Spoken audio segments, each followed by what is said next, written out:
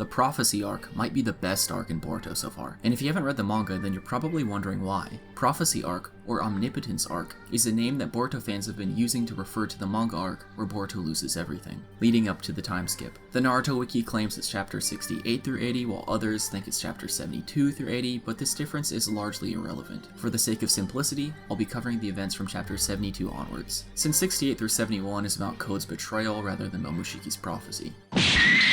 Alright, following the events of chapter 71, Ada decided to accept Shikamaru's offer and join the Hidden Leaf Village in return for living together with Kawaki. Amano broke the news over the phone before the three of them departed from the Land of Snow, absolutely dripped out from head to toe. But there was one condition: Damon had to tag along too. The little gremlin himself was going to be let inside the walls of the Hidden Leaf Village, and Shikamaru had no choice but to accept it. Something interesting worth mentioning is that Amano cryptically referred to Ada and Damon as game pieces, which is almost certainly foreshadowing something that's yet to happen. Anyways, back in the village, Boruto was headed out for his next mission before being stopped by a sobbing Hinata worried for his safety. Boruto promised her he'd return safely, but that was pretty short-lived, as on his way out he was immediately mocked by Momoshiki, who'd begun creeping more and more into his own consciousness. Ominously, Momoshiki told him that his promise was a lie, and the day of his prophecy was rapidly approaching. But Boruto held strong, asserting his fate would be decided by him and no one else, before leaving with the rest of Team 7 on their mission. Meanwhile, Code and Bug emerged in the Ten Tails dimension, where Code began squeezing the Ten Tails into humanoid creatures like they were goddamn Play-Doh. Equipped with his teleporting belts and the power of the Ten Tails, these creatures slowly began to amass by the hundreds into a deadly army. Along with his newly acquired power and the god himself, Bug,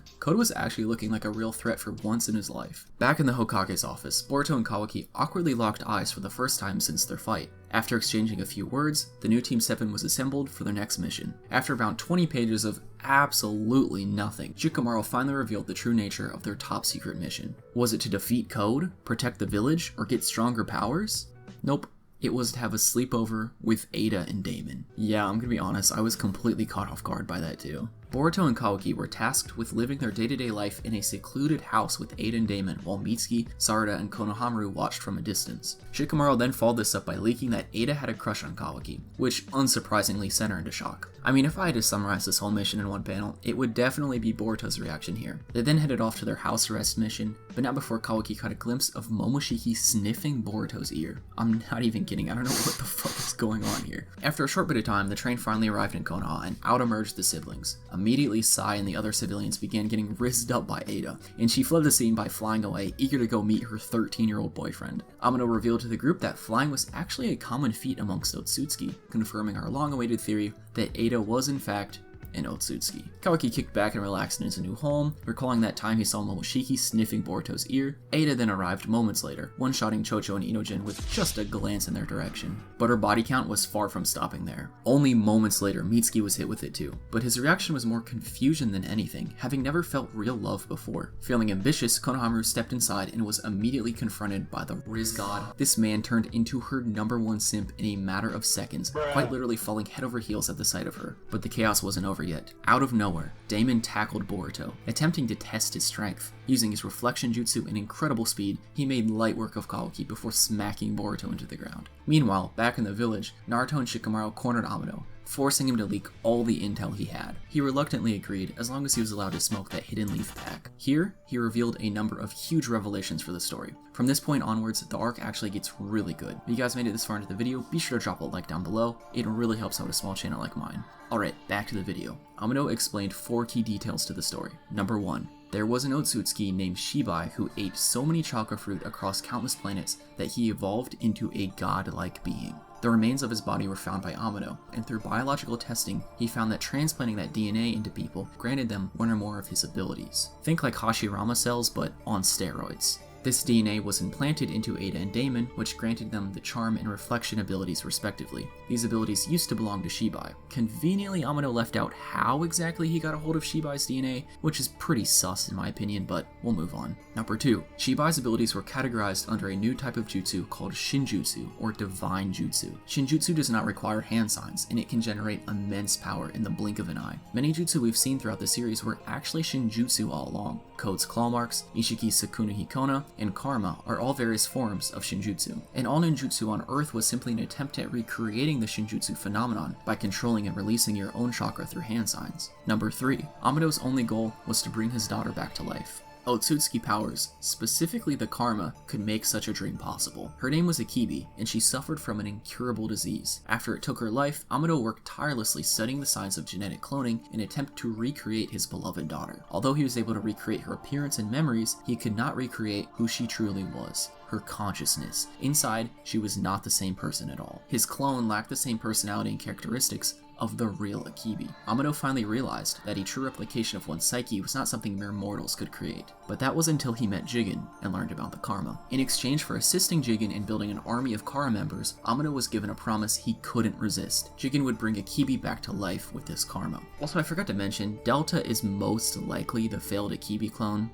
They share the exact same body. Anyways, moving on. Number 4. The reason Amado reconstructed Kawaki's karma was to revive his daughter. During Amado's time with Jigen, he realized that Ishiki posed way too great of a threat to the planet and formed a plan to defeat him instead, which is what we saw in the Kawaki arc. But without Jigen, he needed a new method for reviving Akibi, so he added her digital data into Kawaki's karma. And now any karma Kawaki implants will theoretically resurrect the real Akibi, effectively bringing her spirit back to life. This is the reason why Amado was so obsessed with Kawaki. Following all these juicy details, we learned one key bit of information from Momoshiki, who was once again invading Boruto's consciousness. Despite Damon's power being derived from Otsutsuki, Momoshiki had never heard of Ada's power before, casting suspicion on Amado's story. This conversation was interrupted by a strange vision of the future, where Mitsuki, Kawaki, and Inoshikacho appeared to be chasing after someone. Boruto had sat in shock at what he had just seen, while Momoshiki confirmed he just had the same vision. Following Amado's story, Kawaki came to a newfound realization. The main cause of his life's misery wasn't the karma seal. The real problem was the Otsutsuki clan, and he was determined to bring an end to them. The first night of the cohabitation mission was a success, and the next morning the four of them regrouped in the kitchen. After some hilarious roasts from Damon, Kawaki cut straight to the chase. He knew Ada sold Boruto out to code, and went for the throat by calling her scum. Ada snapped and hid in a room before surprisingly inviting Sarada and Sumire inside to talk. Here we learned a vital piece of information. Sarada and Sumire were immune to her charm ability. As Ada confided in them about her suffering, Sumire explained the current situation to Shikamaru, and they began strategizing about how to keep it a secret from her. Meanwhile, Boruto was absolutely clapping that little gremlin and poking it like a boss. But out of nowhere, Momoshiki emerged once again, speaking loud that he had finally discovered the true nature of Ada's power. Before he could speak any further, Kawaki jolted up and grabbed Boruto by the neck. Presumably having sensed Momoshiki's presence once again, Kawaki was fully ready to throw hands and finish the job for good. Remember, he killed Boruto, not because he hated him, but because he hated what was inside of him. Momoshiki posed a very real threat to Naruto's life, and after sensing his presence emerge multiple times in the past 2 days, Kawaki was prepared to kill. But he suddenly stopped himself. Without warning, he walked straight out of the house and vanished. Everyone immediately began searching for him, and Ada took the opportunity to leave the house's confinement and explore the village on her own. Boruto attempted to stop her, but Shikamaru had him stand down, fearing further conflict might actually back her into doing something dangerous. Alright, I think it's time we check in on Code. How's he doing? Back in the Otsutsuki dimension, Bug was getting hammered while watching over Frieza minions, and of course Code was looking sexy as ever. Don't know why they showed us that, but cool. Anyways, Ada was back in the village now, shopping around while Boruto and the others kept watch. As Himawari walked by on her way home, Damon suddenly leapt from Boruto's shoulders and attacked her on sight. But right before he landed a hit, he stopped, claiming he sensed great power within her and she could have dodged him easily. To this day, I still have no clue what this scene was supposed to mean. Did he have a crush on her? Was Himawari the second coming of Ninja Jesus? Was that just a strangely written joke? The possibilities are endless with this one, so I guess just feel free to theorize away. But from here on out, things were about to take a very dark turn. Back at the Uzumaki household, Naruto and Hinata were preparing dinner when Kawaki appeared out of thin air, hiding his chakra from sensory units. The two of them sat down and talked face to face. Here, Kawaki revealed everything to Naruto. Number 1, Kawaki was eternally grateful for everything Naruto had done for him. His kindness and willingness to help was unlike anyone he had ever met in his life. By breathing life back into his empty soul, Kawaki had a reason to live again, and he would do anything to protect him. Number 2, he believes that ninjas are useless against threats as powerful as the Otsutsuki. In the current age, Kawaki thinks being a ninja simply means dying earlier, and Naruto will surely be the first to go. Therefore, he made up his mind. He was going to kill every last Otsutsuki. By using their own powers, only he had the strength to do it. And number 3, after killing Boruto, he felt no remorse whatsoever. His only thought was guilt that he hadn't succeeded at completely killing him. Hinata wasted no time after hearing that, bitch slapping the hell out of him. I mean, god damn, that was amazing form and execution. I think she still got it. But Kawaki shrugged it off and stood up, exclaiming that he had made up his mind. Before they could react, he opened his Daikokunin dimension and sealed Naruto and Hinata away.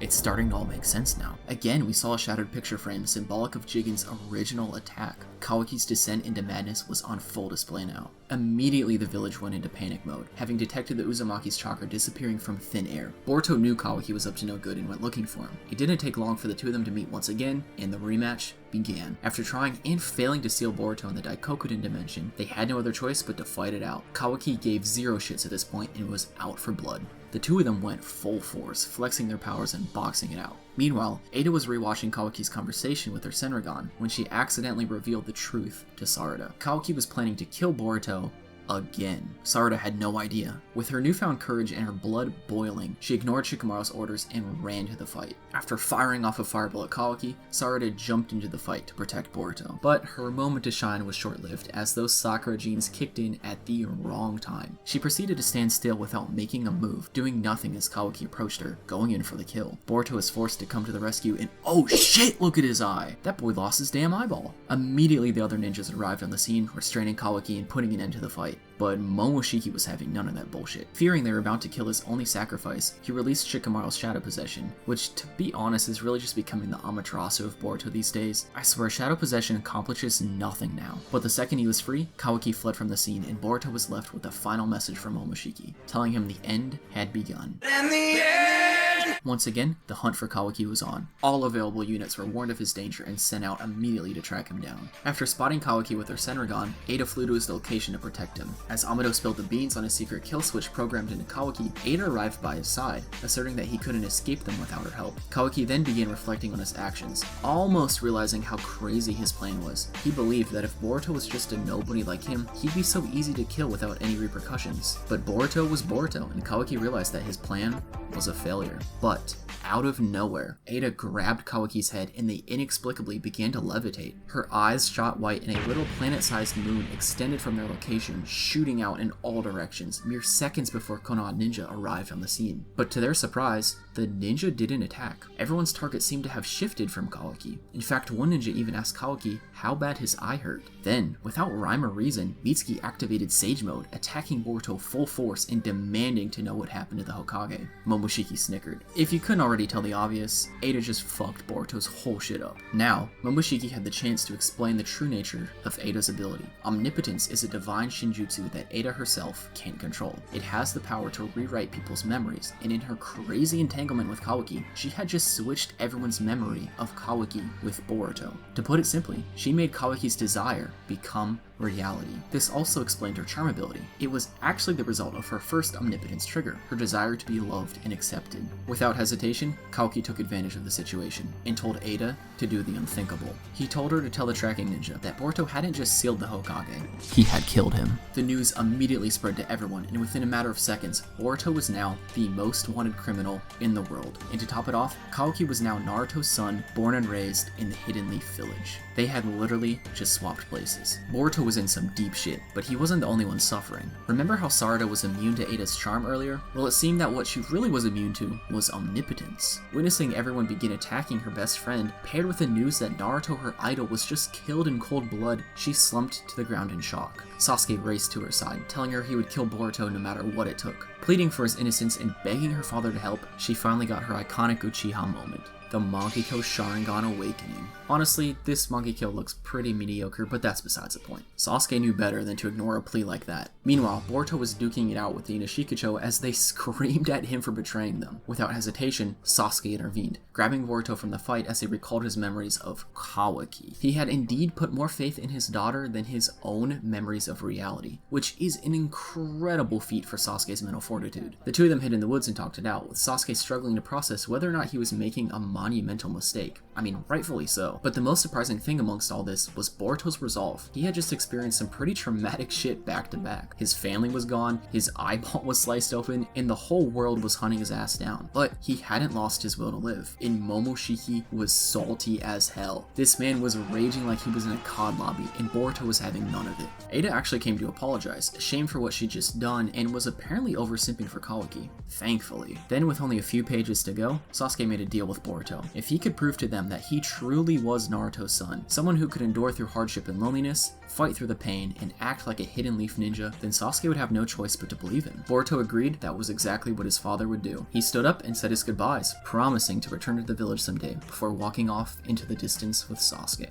And that's it. That's where the story left off. What do you guys think? What would you rate this arc? I personally would give it I think a 9 out of 10. There wasn't as much fighting and combat, but I think the writing and the story was excellent, and the twist at the end set up what could be the best storyline in the whole series. There's so much potential here with a rogue Boruto versus the world scenario, and it's so interesting how well he parallels both Naruto and Sasuke. He's like a fusion of the two now. Anyways, let me know what your thoughts are in the comments down below. Smash that like button if you enjoyed, and subscribe for more Boruto content. That's about it. Thanks for watching, and I'll see you guys next time. Peace out, boys.